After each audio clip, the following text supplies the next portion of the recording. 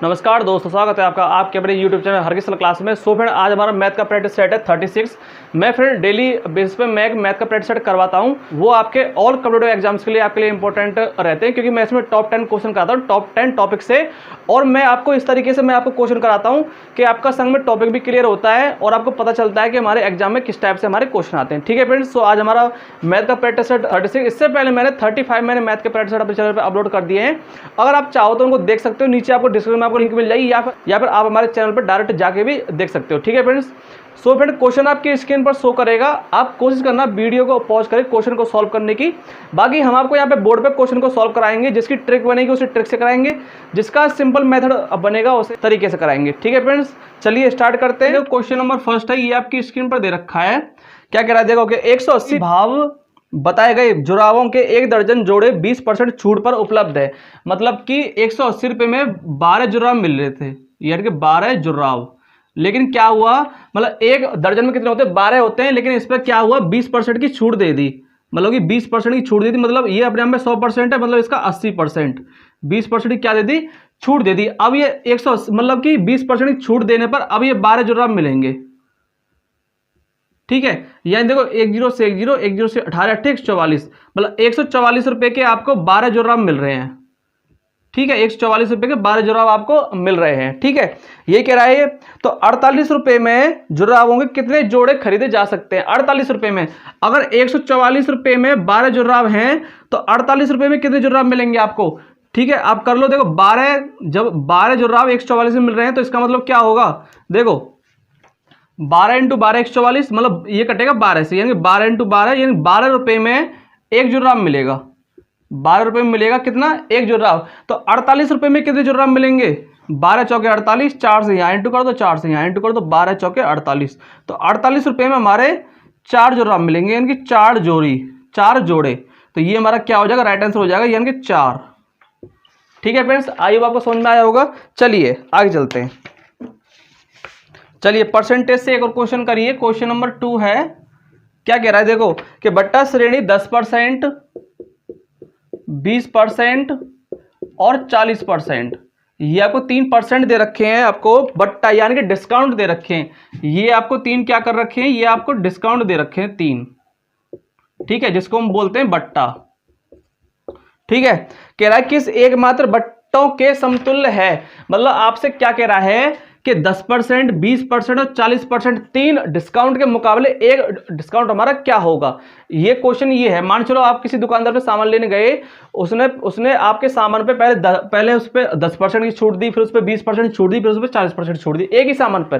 ठीक है, तीनों डिस्काउंट के मुकाबले 1 डिस्काउंट क्या होगा, ठीक है, यानी समतुल बट्टा क्या होगा। तो उसको हम कैसे करते हैं, देखो कोई भी चीज अपने आप में पहले क्या होती है, 100% होती है। मैं हमेशा परसेंटेज को मैं 100 से करके बताता हूं। कोई भी चीज अपने आप में 100% होती है, पहले इस पर दिया 10% की छूट, मतलब कि ये अपने आप में 100% है, तो ये 90% हो जाएगा इनटू में। अब ये पूरा अपने आप में 100% है, फिर इस पर दी 20% छूट, मतलब कि इसका 80%। ठीक है, इनटू में। अब ये पूरा अपने आप में 100% है, अब इस पर 40% की छूट दी, मतलब कि अब ये हो जाएगा 60%। ठीक है, ठीक है। अब इसको सॉल्व कर देखो कि 2 0 से 2 0 और 2 0 से 2 0 और 1 0 से 1 0, 9 8 72 और 72 6 कितने हो जाएंगे, यानी कि 72 × 6 कितना हो गया, 6 दूनी 12 और 7 6 42 और 1 43, यानी 43.2 हो रहा है। ठीक है, कोई चीज अपने आप में पहले 100% थी, अब वो कितनी हो गई, 43.2 हो गई। कोई चीज अपने आप में पहले 100% थी, उस पर 3 डिस्काउंट दिए, तो वो चीज अब कितने की हो गई, 43.20 रुपए की। आप ऐसे मारो 43.20, तो छूट इसको कितनी मिली, 100 में से इसको घटा के देख लो, यानी 43.20.80 ये हो जाएगा, और 9 में से 3 के बचे 6 और ये हो जाएगा 5, ये 56.80। तो जो इस पर डिस्काउंट दिया है वो कितना दिया है, 56.80% का। तो इन तीनों के मुकाबले जो हमारा तीनों के मुकाबले जो एक समतुल बट्टा होगा वो हमारा कितना होगा, 56.80%। ठीक है फ्रेंड्स, आइए आपको समझ में मतलब आ गया होगा। कोई चीज अपने आप में 100% थी पहले, वो कितनी इतनी होगी, डिस्काउंट कितने का मिल गया, 56.80 का। ठीक है, चलिए आगे चलते हैं। चलिए ट्रेन से क्वेश्चन करिए। क्वेश्चन नंबर 3 है। कह रहा है एक रेलगाड़ी को 120 किलोमीटर की दूरी 15 घंटों में तय करनी है। मतलब कि जो आपको डिस्टेंस है वो दे रखी है 120 किलोमीटर, और जो आपको टाइम है वो दे रखा है कितना, 15 घंटे। ठीक है, यदि वह आधी यात्रा यानी कि 60 किलोमीटर की आधी यात्रा यानी कि 60 किलोमीटर की यात्रा 3/5 समय में पूरी कर ले, यानी 3/5 समय 15 घंटे का 3/5 समय कितना हो जाएगा, 3/5 समय 5 घंटे का 3 बार 3 3 9 यानी कि 9 घंटे में 60 मतलब कि इसकी आधी यात्रा यानी कि जो कह रहा है क्या वो क्या आधी यात्रा वो 60 किलोमीटर की यात्रा 3/5 समय में मतलब कि 15 का 3/5 समय कितना हो जाएगा 9 घंटे, वो 9 घंटे में तय कर ले। ठीक है, तो कह रहा है तो शेष यात्रा, अब शेष यात्रा क्या बची उसकी, यानी कि शेष यात्रा बची उसकी कितनी 60 की, टोटल कितनी थी 120 थी, 60 उसने कर ली यहाँ पे 9 घंटे में, तो शेष कितनी बची 60 बची। शेष यात्रा शेष समय में पूरी करने के लिए उसकी बैलगाड़ी को किस गति से चलाना होगा। ठीक है, ये कह रहा है ये देखो कि अब टाइम कितना बचा, टोटल हमारे पास टाइम था 15 घंटे, 9 घंटे उसने यहाँ पे दे दिए, तो कितना बचा 6 घंटे बचे शेष। तो 6 को मैं यहाँ से अगर करूँ यहाँ पे कि 60 किलोमीटर को वो 6 से तय करेगा, तो उसकी स्पीड क्या हो जाएगी, इसकी स्पीड क्या होगी 6 से कटेगा 10 बार यानी कि 10 किलोमीटर पर आवर। ये आपका क्या हो जाएगा, आपका राइट आंसर हो जाएगा। ठीक है फ्रेंड्स, तो इसका राइट आंसर क्या हुआ 10 किलोमीटर पर आवर। ठीक है, समझ में आया होगा आपको। चलिए आगे चलते हैं। चलिए क्वेश्चन नंबर 4 है, एक और करियर ट्रेन से क्वेश्चन क्या कह रहा है, एक रेलगाड़ी 60 किलोमीटर प्रति घंटे गति से चल रही है, यानी कि जो इसकी स्पीड है वो दे दी आपको 60 किलोमीटर पर आवर दे दी। ठीक है, यदि उस रेलगाड़ी की लंबाई, अब उसकी रेलगाड़ी की लंबाई दे दी आपको, रेलगाड़ी की लंबाई जो आपको दे रखी है वो दे रखी है कितनी 73 मीटर। ठीक है, तो 87 मीटर लंबे एक पुल को पार करने में उसे कितना समय लगेगा, आपको टाइम निकालना है, टाइम। ठीक है, टाइम क्या होता है हमारा डिस्टेंस अपॉन स्पीड होती है। ठीक है, तो मैं इसमें आपको एक चीज बता दूं कि टाइम अगर हम देखो यहाँ पे स्पीड दे रखी है किलोमीटर में और यहाँ पे डिस्टेंस दे रखी है मीटर में। ठीक है, अगर हमारी स्पीड हमारी किलोमीटर में है तो हमारा डिस्टेंस किस में होगा, ये हमारा मीटर में होगा, यानी कि ये भी हमारा किस में होगा, किलोमीटर में होगा। अगर हमारी स्पीड जो है वो अगर मीटर पर सेकंड में है तो हमें डिस्टेंस किस में होगी, मीटर में होगी। ठीक है, और यहाँ पे देखो क्या दे रखा है कि स्पीड दे रखी है वो किलोमीटर पर आवर में और आपको डिस्टेंस आपको दे रखी है मीटर में। और इसमें मैं आपको एक चीज और बताऊं कि जब भी ट्रेन किसी पेड़, किसी खंबे, किसी पोल को पार करेगी तो इसका मतलब वो अपनी लंबाई पार कर रही है। ठीक है, और जब किसी ट्रेन किसी टनल, किसी सुरंग, किसी प्लेटफार्म को पार करेगी, ठीक है, तो इसका मतलब वो अपनी लंबाई संग में उसकी प्लेटफार्म की लंबाई दोनों को जोड़कर वो अपनी स्पीड से उसको तय करेगी। ठीक है, तो यहाँ पे दे रखा है कि रेलगाड़ी की लंबाई दे रखी है 73 मीटर और जो प्लेटफार्म है और जो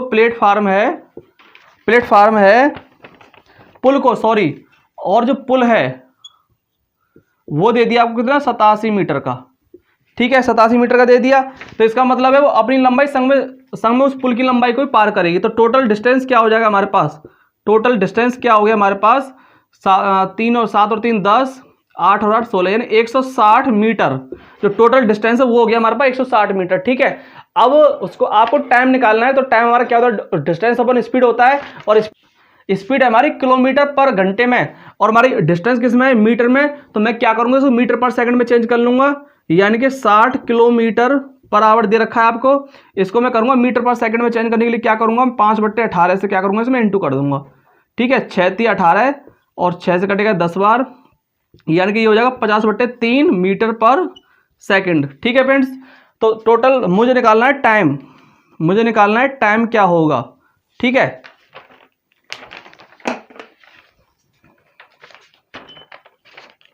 मुझे निकालना है टाइम क्या होगा, तो टोटल डिस्टेंस कितनी है 60 मीटर और चाल कितनी आई है, स्पीड कितनी निकल के आई है 50/3 यानी कि ये स्पीड निकल के आई है 50/3 मीटर पर सेकंड। 50/3, 3 को ये मैं यहाँ कर दूं। ठीक है, तो देखो 0 से 0 कट जाएगा, 16 48/5। ठीक है, ये आएगा हमारा सेकंड में, 48/5 हमारा आ गया सेकंड में, यानी 48/5 सेकंड। ठीक है फ्रेंड्स, और आप इसे सॉल्व करना चाहो तो और सॉल्व कर लो, क्या हो जाएगा मेरा टाइम क्या हो जाएगा, यानी कि 9 × 5 = 45 और 3 48/5, ये मेरा क्या हो जाएगा, ये मेरा राइट आंसर हो जाएगा। ठीक है फ्रेंड्स, आई होप आपको समझ में आया होगा। चलिए आगे चलते हैं। चलिए फ्रेंड, क्वेश्चन नंबर 5 है।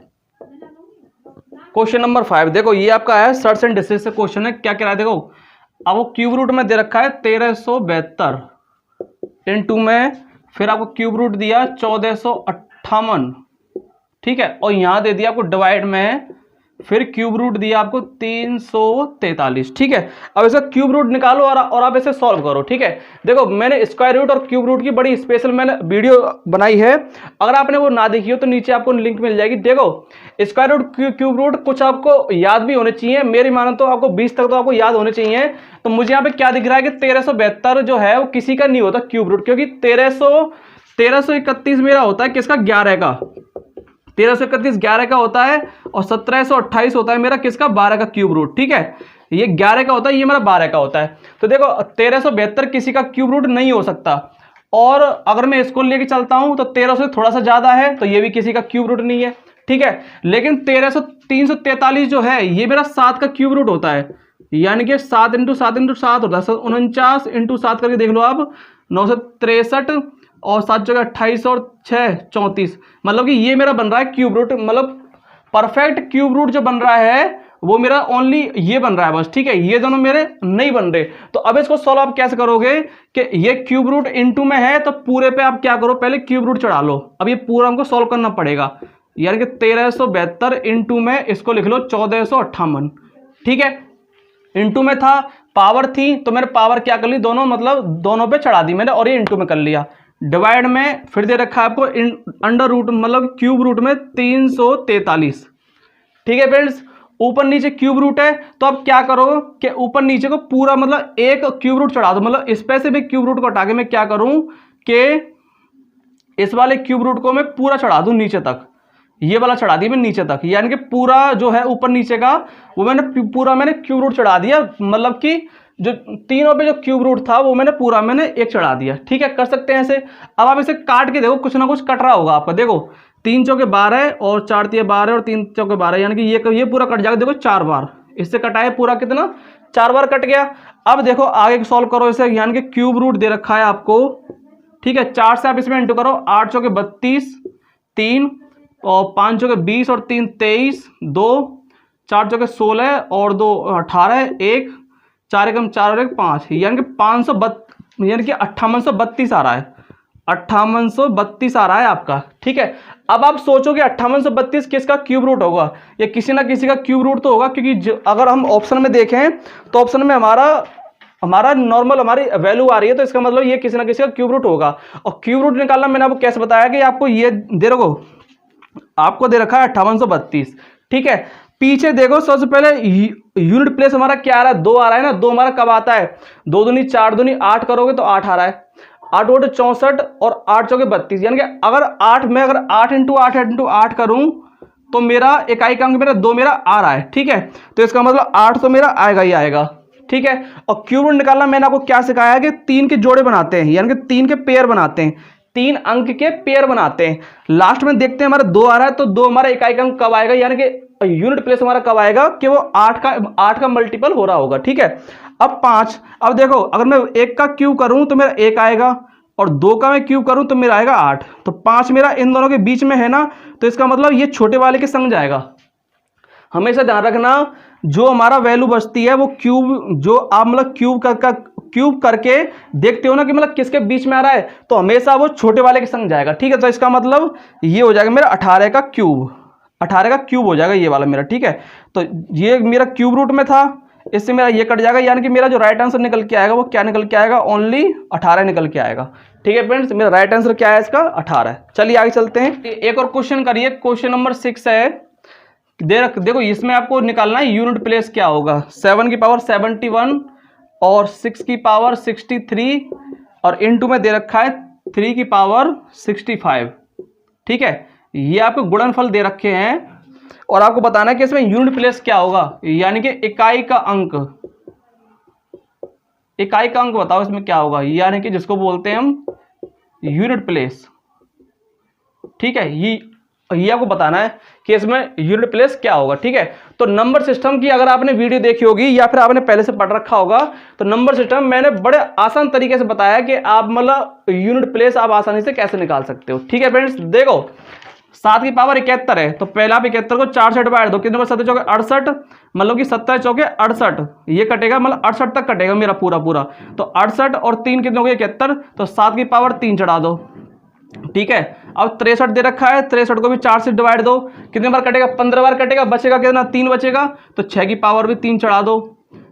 65 को दो, 65 को अब 4 से डिवाइड दो, यानी कि 16 चौके 64, 16 चौके 64 आ रहे हैं ना, तो मतलब कि 64 तक जाएगा, बचेगा कितना? 1 बचेगा, 3 की पावर चढ़ा दो 1। देखो ये मैं कैसे कर रहा हूं, ये मैंने आपको नंबर सिस्टम में बड़ा सिंपल तरीके से बताया कि आप यूनिट प्लेस या फिर यूनिट डिजिट आप कैसे आप निकाल सकते हो, बड़ी आसान तरीके से। ठीक है। 7 की पावर क्यू मेरा कितना होता है? 343। 6 की पावर क्यू मेरा कितना होता है? इनटू में 3 की पावर 1, यानी कि ये हो जाएगा हमारा 3। ठीक है। अब देखो कुछ मत करो, नॉर्मल इनका क्या करो? इंटू करो। देखो 3 छिंगे 18 है, और 18 तिया कितने होते हैं? 54, यानी कि 54। मतलब मैंने क्या किया, जो लास्ट की संख्या है यानी कि जो यूनिट प्लेस है, जो इकाई का अंक है, वही मैंने इंटू करके देखा, क्योंकि मुझे सिर्फ बताना है उसमें क्या बताना है, इकाई का अंक बताना है बस। 3 छिंगे 18 और 18 तिया 54, तो इसमें इकाई का अंक हमारा क्या आ गया? यानी कि 4 आ गया। इसका राइट आंसर हमारा क्या होगा? हमारा 4 हो जाएगा, यानी कि जो मेरा इसका यूनिट प्लेस होगा, जो इकाई का अंक होगा, वो कितना होगा? 4 होगा। इस तरीके से हम निकाल लेते हैं बड़ी आसानी से। ठीक है फ्रेंड्स, चलिए आगे चलते हैं। क्वेश्चन नंबर 7 है, ये आपका आ गया एवरेज से, यानी कि एवरेज, औसत। औसत मैं आपको पढ़ा चुका हूं, क्या कह रहे थे? देखो एक बल्लेबाज का 11 इनिंग का एक निश्चित औसत है, मतलब कि उसके जो जब उसने 11 मैच खेले तो उसका एवरेज, मतलब मान चलो कुछ उसका मतलब एवरेज था, मैंने मान लिया एवरेज उसका क्या था? उसका एक्स था, उसका एवरेज।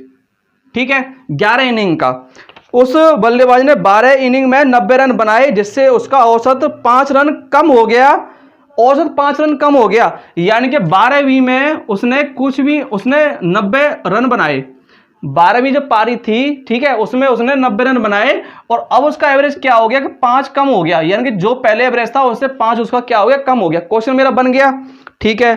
तब फिर उसने पूछा कि 12 इनिंग के बाद उस बल्लेबाज का औसत कितना हो जाएगा। मतलब आपको ये बताना है x-5 क्या होगा। ठीक है। इसको मैं आपको दो तरीके से करूंगा, एक बेसिक से करूंगा और एक इसको ट्रिक से करूंगा। देखो बेसिक क्या है, क्या बनेगा इसका कि 11x, यानी कि जो पहले योग था, और ये 12 और x माइनस के 5। देखो मतलब कि नंबर और एवरेज दोनों का इंटू करने के बाद हमारा क्या आता है? हमारा योग ही तो आता है। देखो एवरेज का मेरा फॉर्मूला मेरा क्या होता है कि सम और अपॉन में टोटल नंबर, यही तो होता है मेरा। तो अगर मुझे सम निकालना है तो मैं टोटल नंबर का क्या करूंगा? एवरेज में इंटू कर दूंगा। ठीक है। ऐसे में कर रहा हूं। यहाँ पे दोनों का जो डिफरेंस दे रखा है वो कितना दे रखा है? 90 दे रखा है, यानी जो दोनों का डिफरेंस है वो क्या आ रहा है? 90 आ रहा है। तो आप इसको पूरा सीधा सीधा कर लो कि 12x माइनस के 5 और माइनस के 11x, 12वीं इनिंग का योग और 11वीं इनिंग का, दोनों का डिफरेंस दे दिया कितना? 90 रन उसने बनाए 12वीं इनिंग में। ठीक है। क्वेश्चन मेरा बन गया। यहां से कर लो 12x, 12 पंजे 60, ठीक है, और माइनस के 11x बराबर के दे रखा है को 90। 12 में से 11 जाएंगे तो बचेगा x बराबर के, ये 90 प्लस का, ये माइनस का, इस माइनस को लेकर इधर क्या करो तो प्लस कर दो, तो 9 और 15, यानी कि आगे मेरा 150। ठीक है। x वाला के आगे मेरे 150। मुझे निकालना है कि 12वीं इनिंग के बाद उसका एवरेज क्या होगा। x का यहाँ पे 150 रख दूं मैं x की जगह पे, तो माइनस के 5 करूंगा तो मेरा कितना आएगा? 145 आ जाएगा। तो यही मेरा क्या हो गया? यही मेरा राइट आंसर हो गया। ठीक है। एक तो इसका ये तरीका है। ठीक है, ये आप नोट डाउन कर लो। अब मैं बताता हूँ इसका फॉर्मूला, उसको आप फॉर्मूला बोल लो या फिर उसको तरीका बोलो करने का। देखो क्या होता है कि आपको निकालना हो, जैसे आपको 12वीं पारी का निकालना हो जाओ, मतलब कि आपको आगे वाली पारी का निकालना हो, तो आप उसको आप कैसे लिखोगे? जितने आपको रन दे रखे हो, ठीक है, अगर आपके वृद्धि हो रही है, यानी कि रनों मतलब जो उसका एवरेज है उसमें अगर वृद्धि हो रही है तो करेंगे माइनस वृद्धि के लिए। ठीक है। अगर उसमें कमी हो रही है तो करेंगे प्लस, यानी कि कमी के लिए। ठीक है। और इनटू में कर देंगे टोटल रन, जो इनटू में कर देंगे, और इनटू में कर देंगे, अगर 12वीं पारी के लिए पूछेगा तो यहां कर देंगे 11वीं पारी, अगर यहाँ 11वीं पारी के लिए पूछता तो वहां कर देंगे 12वीं पारी। ये बनता है हमारा मेथड बोल लो या इसके ट्रिक बोल लो। ठीक है। रन आपको कितने दे रखे हैं? 90 दे रखे हैं ना। रन आपको दे रखे हैं 90, क्या हो रही है? 5 रन की कमी हो रही है, तो यहां करो कमी हो रही है तो प्लस, यानी कि 5 रन की कमी हो रही है। इनटू में कितने में से? 11 में से, तो ये मेरा कितना हो जाएगा? 11 पंजे 55 और 90 कितना हो गया? 90 प्लस के 55 कितना हो गया?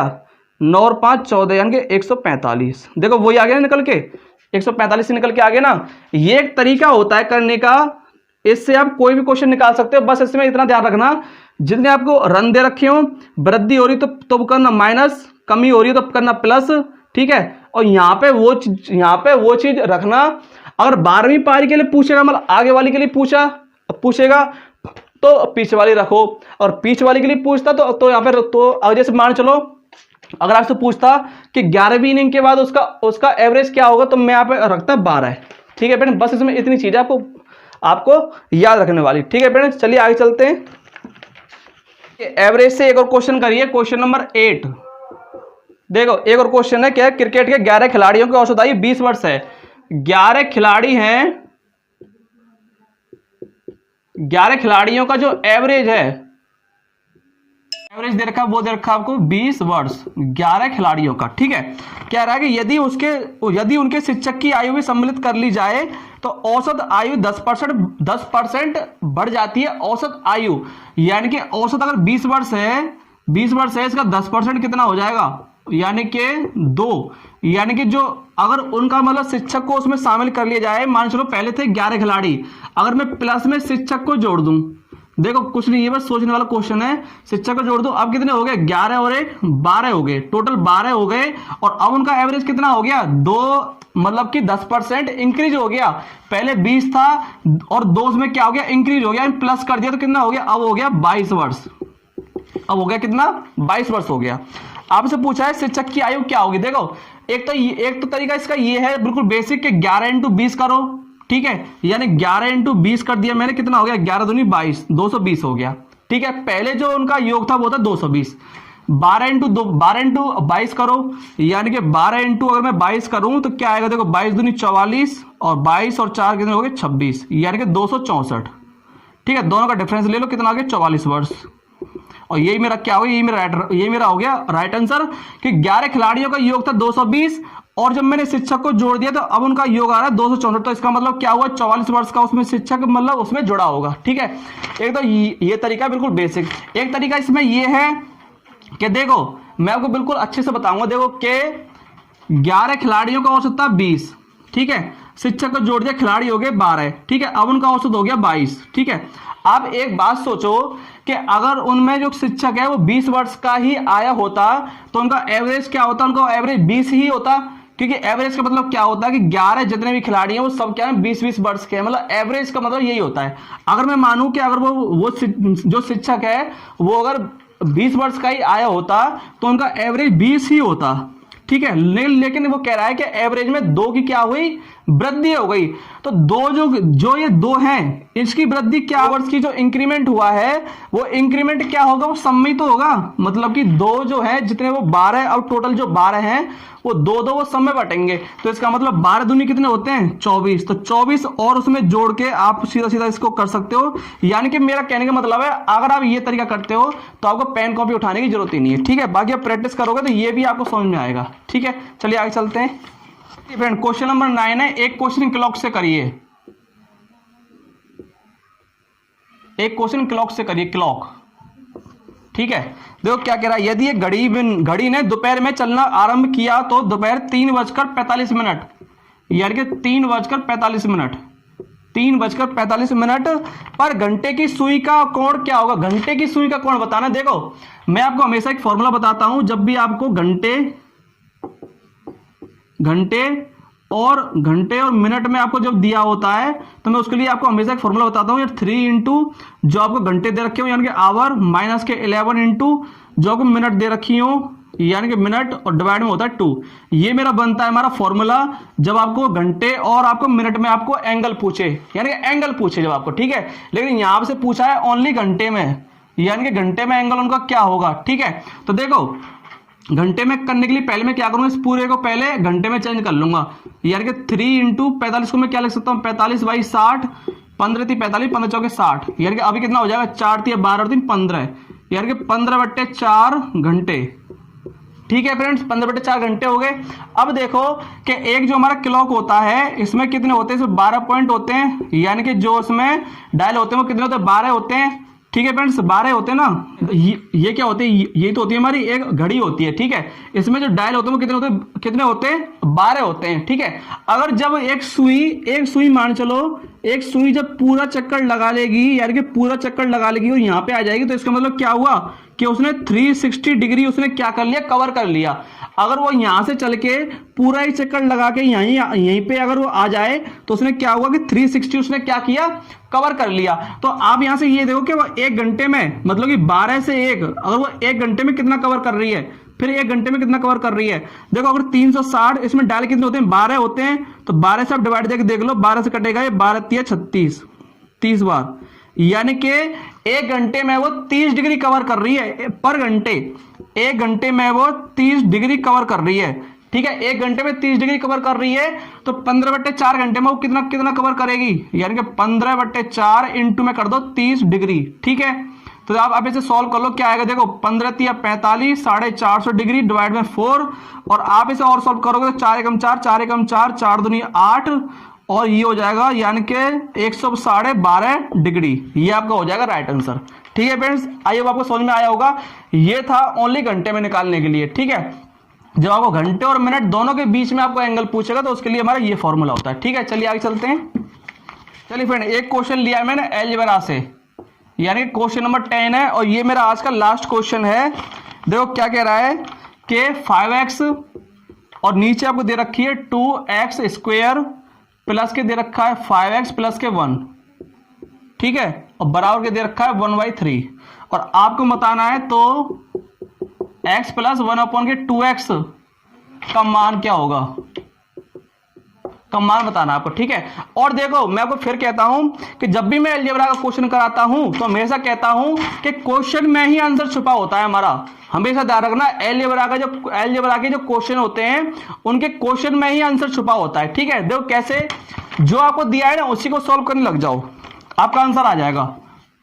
3 का इसमें करो, क्योंकि बराबर में है तो क्या होगा, कैची मल्टीप्लाई हो जाएगा। 30 का इसमें करो, 3 का इसमें करोगे तो 5 × 15 बराबर के ये इधर आ जाएगा, यानी कि 2x² प्लस के 5x और प्लस के हो जाएगा मेरा 1, ठीक है। 15x में से 5x क्या करो, माइनस कर लो, 5x हो जाएगा मेरा इधर आ जाएगा, यानी कि 15 में से जब 5 जाएंगे तो कितना बचेगा, 10x बराबर के 2x² और प्लस के 1, ठीक है फ्रेंड्स। अब देखो कि मुझे लेके क्या आना है, मुझे लेके आना है x और 1 प्लस के 2x, 1/2x लेके आना मुझे, ठीक है। तो आप थोड़ा क्वेश्चन को सोचो कि अगर मैं बोथ साइड यानी कि दोनों साइड में 2x में मैं इसमें क्या कर दूं, मैं इसमें डिवाइड दे दूं तो मेरी ये फॉर्म मेरी बन जाएगी। वो कैसे बन जाएगी, अगर मैं 2x से यहां पे दूं डिवाइड और फिर मैं 2x से यहां दूं डिवाइड और प्लस के फिर भी मैं यहां पे 2x से डिवाइड दूं, तो देखो x से x कट जाएगा, ठीक है, यहां बचेगा ओनली 5, 2x से 2x कट जाएगा, यानी कि यहां बचेगा ओनली x, और 1/2x मुझे चाहिए मुझे, ठीक है फ्रेंड्स। तो ये आपको जब प्रैक्टिस करोगे तो ये आपको समझ में आएंगे। तो मैं क्या करूंगा कि बोथ साइड मल्टीप्लाई करूंगा मैं किससे, 2x से, ठीक है फ्रेंड्स। तो देखो 10x/2x बराबर के 2x² अपॉन के 2x और प्लस के 1/2x, ठीक है। x से x कट गया, 2 से कट गया 5 बार, बराबर के x से x कट जाएगा, यहाँ बचेगा एक x बचेगा, 2 से 2 कट गया, मतलब यहाँ बचा x प्लस के और 1/2x। तो यही मुझे निकालना था, x प्लस के 1/2x मुझे निकालना था। तो तुम्हारा इसका मान क्या आ गया, 5 आ गया, ठीक है फ्रेंड। राइट आंसर इसका क्या होगा, 5। सो फ्रेंड, ये थे टॉप 10 क्वेश्चन जो मैंने आपको कराए हैं, जो आपके सभी आपके प्रतियोगी परीक्षा के लिए इंपॉर्टेंट है। चाहे आप एसएससी का किसी भी एग्जाम की तैयारी कर रहे हो, रेलवे की आप तैयारी कर रहे हो, यूपी पुलिस के फॉर्म आ गए, एसआई के सब इंस्पेक्टर के, ठीक है, उसमें भी मैथ आती है, ठीक है फ्रेंड्स। तो ये आपके सभी आपके कंपटीशन एग्जाम के लिए आपके लिए इंपॉर्टेंट है मैथ का प्रैक्टिस सेट। अगर आप हमारे मैथ का प्रैक्टिस सेट डेली बेस पे लगाते हो तो आपसे मैथ की आपसे कोई समस्या नहीं आनी, इस चीज की गारंटी है, क्योंकि मैं क्वेश्चन में उस तरीके से कराता हूं जो आपके एग्जाम में पूछे जाते हैं या आने की संभावना होती है, ठीक है फ्रेंड्स। सो फ्रेंड, आज के लिए इतना ही। अगर वीडियो पसंद आई हो तो थोड़ा सा भी आपको लगाओ तो वीडियो हेल्पफुल है तो लाइक कर देना, अपने फ्रेंड साथ शेयर कर देना। हर किसी क्लास पर नए हो तो इस चैनल को सब्सक्राइब कर लेना। हम फ्रेंड मैथ और रीजनिंग की बड़ी अच्छे से तैयार कराते हैं, ठीक है फ्रेंड्स। सो आज के लिए इतना ही, मिलते हैं अपने नेक्स्ट वीडियो में, तब तक के लिए जय हिंद।